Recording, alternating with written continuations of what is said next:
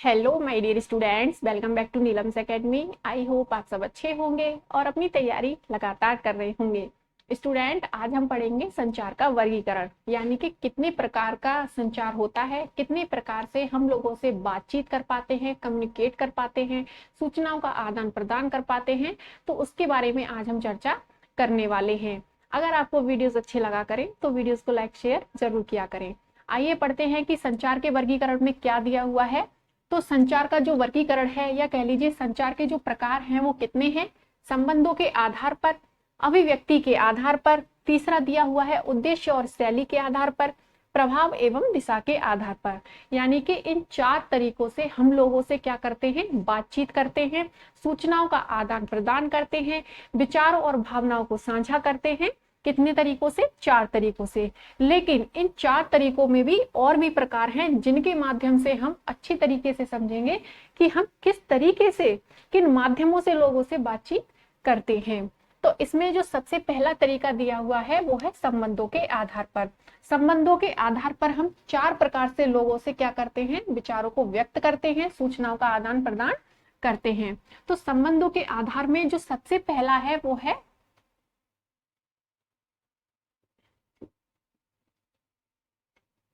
व्यक्तिगत रूप से, यानी कि स्वयं से बातचीत। आपने देखा होगा कि हम अकेले बैठे हुए हैं, अकेले या किसी कार्य को कर रहे हैं, तो हम अकेले ही क्या कर रहे हैं, स्वयं से बात कर रहे हैं, बोलते जा रहे हैं, खुद ही सुनते जा रहे हैं, मतलब कि सामने वाला कोई सुनने वाला नहीं है। तो इस तरीके की बात को हम क्या कहेंगे, इस तरीके के कम्युनिकेट करने के तरीके को हम क्या कहेंगे, व्यक्तिगत रूप से बातचीत करना। यानी कि स्वयं से ही बातचीत करना, स्वयं ही बोलना और स्वयं ही सुनना। नेक्स्ट है इसमें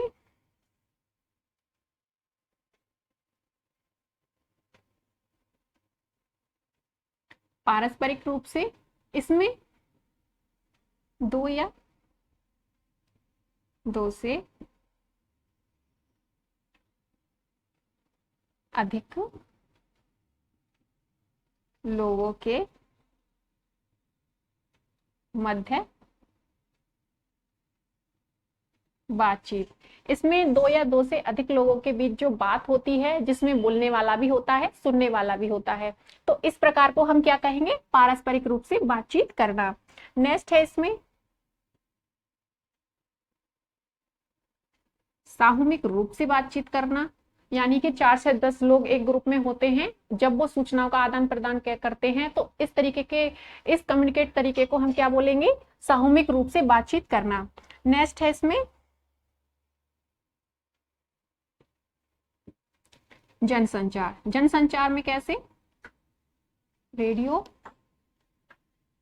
टीवी,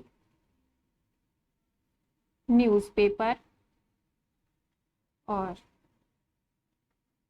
इंटरनेट।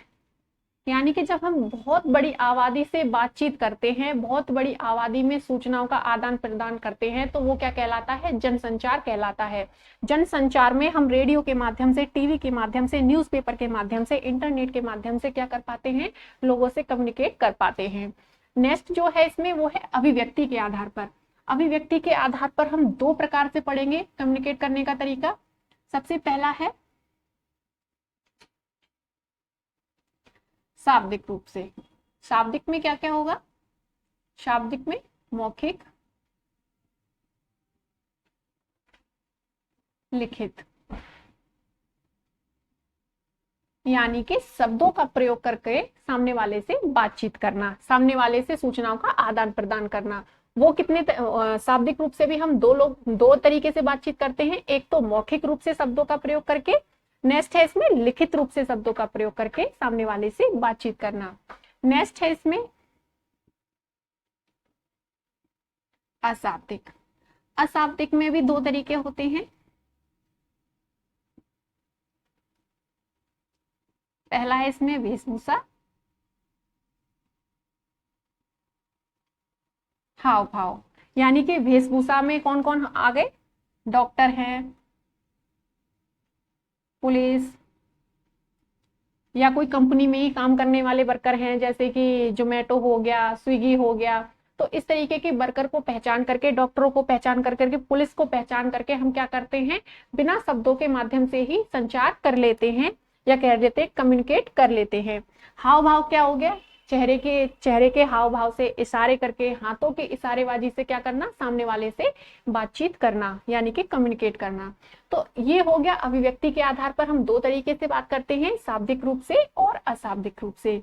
अब उद्देश्य और शैली के आधार पर कैसे करते हैं बातचीत, इसमें सबसे पहला तरीका है औपचारिक रूप से, यानी कि फॉर्मल रूप से बातचीत करना। जैसे कि उद्देश्यपूर्ण बात, तर्क रूपी बात करना। जैसे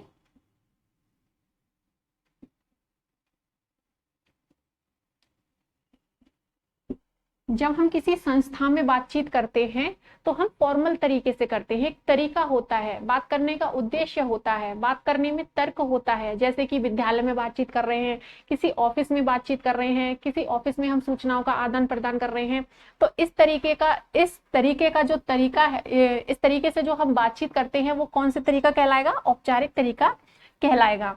नेक्स्ट है इसमें अनौपचारिक तरीका। अनौपचारिक में कौन कौन से, जैसे कि परिवार से बातचीत करना, परिवारों में सूचनाओं का आदान प्रदान करना, आस पड़ोस में बात करना। मतलब इस अनौपचारिक तरीके में हमें सोचना नहीं पड़ता है, हम बिना सोचे ही लोगों से बातचीत कर सकते हैं। जैसे कि अपनी फैमिली से बात कर रहे हैं, आस पड़ोस में बात कर रहे हैं, गपबाजी कर रहे हैं, ये हो गया इनफॉर्मल तरीका, यानी कि अनौपचारिक तरीका। अब बात आती है प्रभाव एवं दिशा के आधार पर कैसे। तो इसमें सबसे पहला जो तरीका है वो है लंबवत आधार पर, यानी कि लंबवत तरीका ये होगा,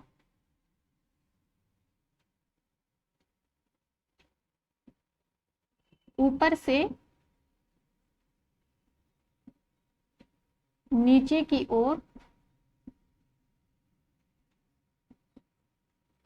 बातचीत करना या सूचनाओं का आदान प्रदान करना।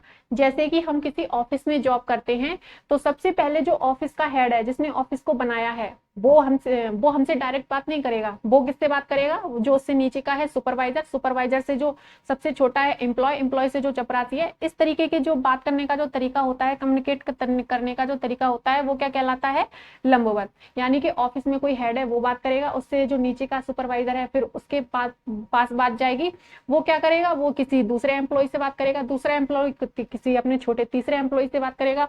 तो ये क्या हो गया, ऊपर से नीचे की ओर बातचीत करना, जो कहलाता है लंबवत तरीका। नेक्स्ट है इसमें क्षैतिज। अब क्षैतिज कैसे, इस तरीके से एक ही पद के लोगों के बीच बातचीत होना। मतलब एक ही पद के लोग बातचीत कर रहे हैं, सुपरवाइजर हैं तो आपस में सुपरवाइजर बात कर रहे हैं, स्कूल के प्रिंसिपल हैं तो स्कूल के प्रिंसिपल बात कर रहे हैं, स्कूल के टीचर हैं तो आपस में टीचर बात कर रहे हैं। तो इस तरीके को हम क्या बोलेंगे, क्षैतिज तरीका। नेक्स्ट है इसमें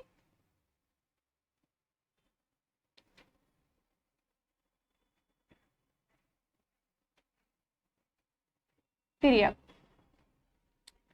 तिर्यक तरीका कौन सा है, ये वाला, यानी कि एक ही पद के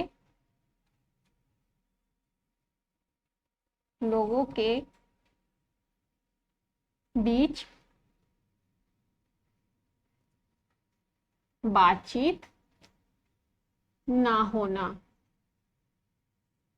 मतलब कि प्रिंसिपल टीचर से बात कर सकता है, टीचर प्रिंसिपल से बात करता है, प्रिंसिपल कोई और सुपरवाइजर है उससे बात कर सकता है, तो ये क्या हो गया, त्रियक तरीका हो गया, यानी कि एक ही पद के लोगों के बीच बात ना होना। कोई भी पद, बड़े पद का इंसान छोटे पद के लोग से बात कर सकता है, और जो प्रिंसिपल है वो टीचर से बात कर सकता है, टीचर प्रिंसिपल से बात कर सकता है। तो इस तरीके से, इस तरीके का जो तरीका है वो क्या कहलाएगा, त्रियक तरीका। तो ये हो गई संचार के वर्गीकरण। इतने तरीके से हम लोगों से क्या कर पाते हैं, कम्युनिकेट कर पाते हैं, लोगों से बातचीत कर पाते हैं, अपने विचारों और भावनाओं का, ज्ञान का आदान प्रदान कर पाते हैं। अगर आपको वीडियोस अच्छा लगे तो वीडियोस को लाइक शेयर जरूर करें। तो आई होप जो भी आपको समझाया गया है वो आपको अच्छे से समझ आया हो, और नेक्स्ट वीडियो आपको जल्द प्रोवाइड करा दिया जाएगा। तब तक के लिए स्वस्थ रहें, मस्त रहें। Thank you students.